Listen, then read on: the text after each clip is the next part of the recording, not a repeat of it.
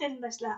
Sharq Turkiston xabar agentligining xabarlar programmasini ko'rishingizni qizg'in qarshi olamiz. Tuanda tafsiliy mazmunlarni diktorlarga sunamiz. Li Jingjing ismli Xitoy muxbir va siyosat obzorchisi 28 yanvar kuni ijtimoiy axborot supsi X'da atalmish Xinjiangning jug'rafiyalik afzalligi, Xitoyning Yevroasiyoga bir ishlarni qilib bermoqchi bo'lganligi, buningdan Amerikalik siyosatchilarning cho'chib ketganligi, buning sababining atalmish Xinjiang Uyg'ur avtonom rayonining Xitoy bilan Markaziy Osiyoni tutashtiradiganligi, 8 davlat bilan chegaralanadiganligi, yolg'iz Ipak yo'lining ochqishliq markazi bo'lib qolmay, balki bir balvoq bir yo'l qurilishida g'arbga kengayishdagi muhim darvoza ekanligi, Sharq Osiyo bilan Markaziy Osiyo, G'arbiy Osiyo va Yevropani tutashtiradiganligi, Amerika va G'arbdagi nurg'un davlatlarning o'tgan 20 yilda rayonning muqimsizligi, terrorizm, urush uchun milliardlarcha dollar sarf qilib, bo'lish va kontrol qilish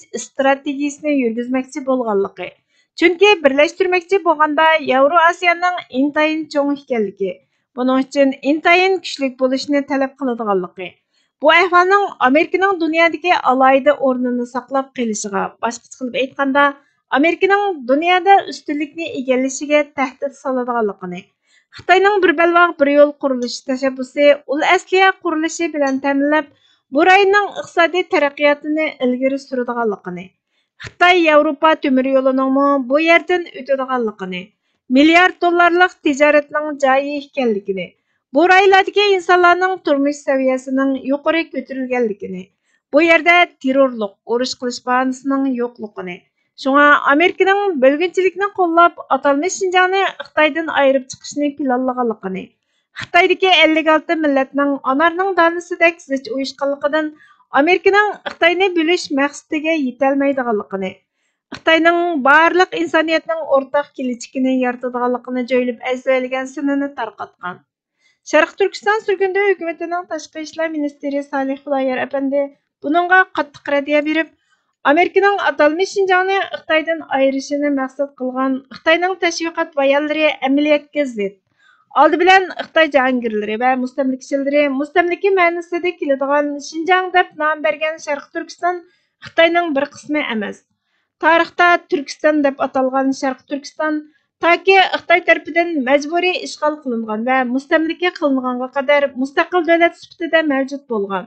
1877-yili Manju Qing sulolasi Sharq Turkistonni bo'ysundirgandan buyon Uyg'urlar va Sharq Turkistondagi boshqa turk xalqlari Xitoyning ishg'oliyatiga qat'iy qarshi turib, mustaqillikni qo'lga keltirish uchun kurash qilib, 1933-yili 11-oyning 12 kuni Sharq Turkistonning mustaqilligini e'lon qilgan.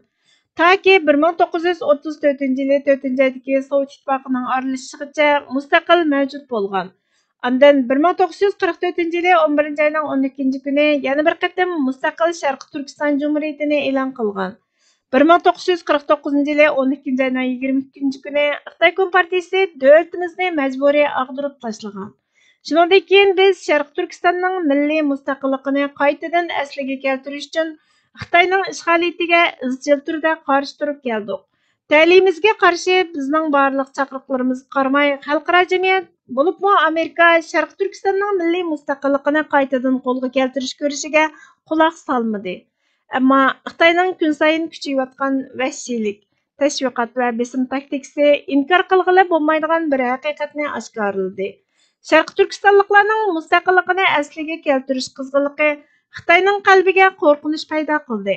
Amerika yoki boshqa kuchlar bizni qo'llashni tanlagan taqdirdami, biz Sharq Turkistonning mustaqilligini asliga keltirish ko'rishimizdan hargiz voz kechmaymiz. Haqiqat bizning tarafimizda. Sharq Turkiston Xitoyning bir qismi emas. Haqiqat oxirida bizni g'alabaga olib bordi dedi. Xitoyning iqtisodida masala og'ir bo'lib, yaxshilanish ko'rilmagan. Forbes xabarlarining 29 yanvar kunidagi xabarda aytilishicha, yaqinda tarqalayotgan xabarlarga qaraganda, Xitoyning iqtisodida yaxshilanish ko'rilmagan. Masala intayin og'ir bo'lib, pul paxolligi davomlashmoqda ekan. Beijing davlatlik statistika idorasining sonliq ma'lumotiga qaraganda, 12-oyda Xitoydagi iste'molchilarning bahosi 0,13% tuvanlagan. Ishlab chiqaruvchilarning bahosi 2-oydagi o'xshash mezgildagidan 2,7% tuvanlagan. Shunda qilib, uda 15 oy tuvanlagan. Xitoy başdan kechirgan izchil pul paxallıqı faqat ehtiyojning yetarlik bo'lmaganligining signalini beradi ekan. Bu ağır ehtiyoj masalasi qisman eksportning tuvallishidan bo'lgan. Davlat idorasining doklatiga qaraganda, barliq eksport bulturqi saviyaga selishtirganda 2,3% oshgan. Ozg'ina kirim butunlay Rossiyadagi satishdan manbalangan. 12 ayda Amerikaga qilingan eksport bulturqi o'xshash mazgildagiga selishtirganda 6,9% tuvalligan. Yevropa İttifaqıga qilingan eksport oldingi yilga selishtirganda 1,9% tuvalligan.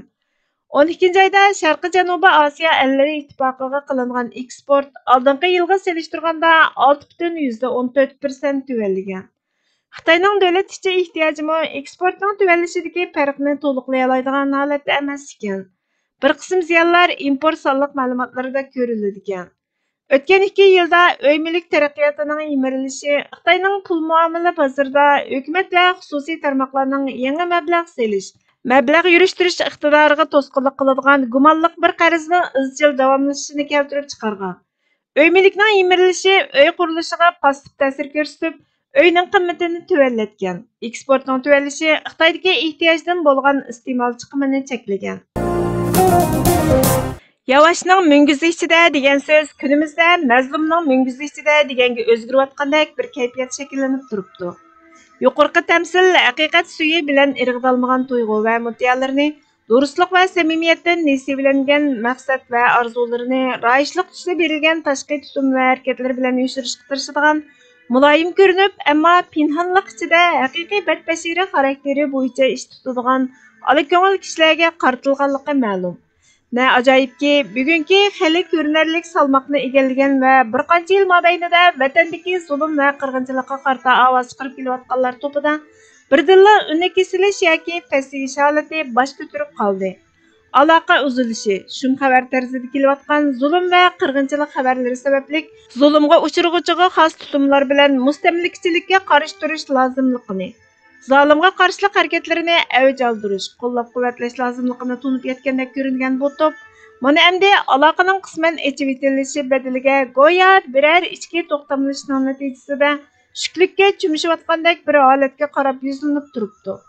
Bu turdagi ahvollar amaliyotda xarakterga singib ketgan qulluq zihniyatning ifodasi bo'lib, aloqa uzganda jahonni boshqa kelgidek mazlum qiyofatida harakat qilish, aloqani echib etishiga ulgurib, mustamlikachining ushbu rayim shafqatidan darhol ta'sirlanib pastgo'yga tushishga boshlash, qayta uning g'azabiga duchor bo'lib, yana qayta aloqa mahrumligidan nesilanmaslik uchun mazlumga xos qarshilik ro'yini birdilla yavash fuqaroga aylanish vaziyatiga yangushlash, tajovuzchining fuqarosiga aylanish salohiyatini yanglashga tutunish qatorliqlar darvaqa müngizi ichiga qarab o'sib ko'nib qolgan mazlumlikning ifodalaridandir. Burhan Muhammadning Baturluq va sesib yo'qolish orasida tanlash nomli maqolasidan elindi. Bugungi xabarlarimiz bu yerda oxirlashdi.